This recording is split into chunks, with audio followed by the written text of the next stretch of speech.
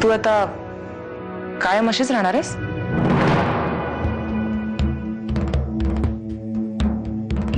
म्हणजे हेच साडी वगैरे?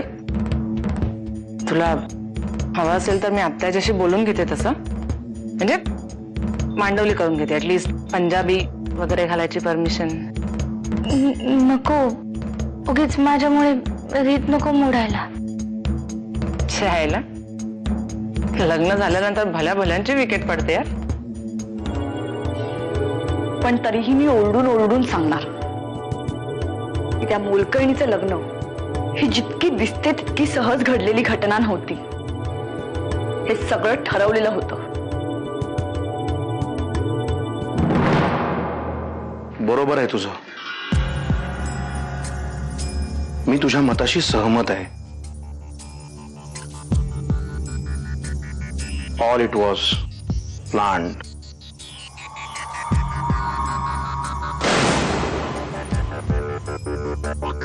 नाही, टिंगल करताय ना माझी? तुम्ही माझी कितीही टिंगल केली तरी एक लक्षात ठेवा, मी माझा हेका सोडणार नाही. हा खरंच आप्याबाईंचा खूप मोठा डाव आहे. जरा विचार करा, घरातली एक दीड दमडीची मोलकरीण किल्लेदारांच्या घरातली मोठी सून होतेच कशी? पण मग मी काय म्हणालो?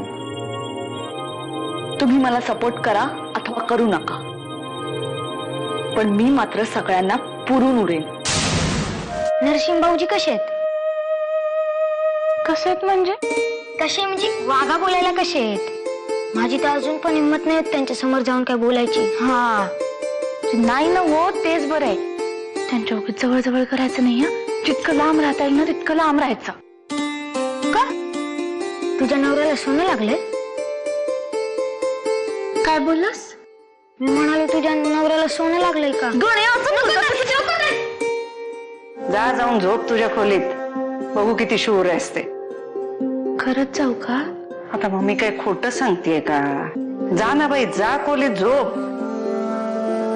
पण ते काही बोलले तर?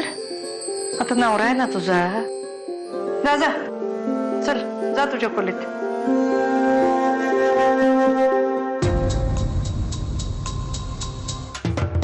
तुझ्या चेहऱ्यावरती 3-3 प्रश्न छापले गेलेत. प्रश्न क्रमांक 1, जानकी आणि नरसिंहचं लग्न कसं काय झालं? प्रश्न क्रमांक 2, राजन इतका नीचपणे कसा काय वागला? आणि महत्वाचा प्रश्न क्रमांक 3, राजन जानकीचं लग्न ठरलेलं असताना दादाची बेडरूम कशी काय सजवली? आणि राजनचं म्हणशील ना,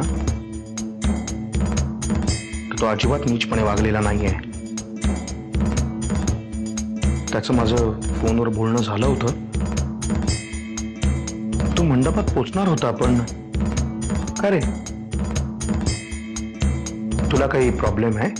मला नाही बाबा, प्रॉब्लेम तुझ्या बायकोला आहे.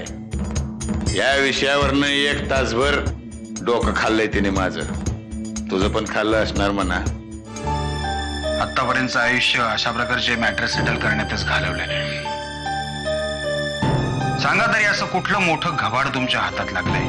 जानकी आणि राजन त्यांच्या लग्न प्रकरणातली प्रत्येक गोष्ट मला कळली. म्हणजे राजननेच मला सांगितले.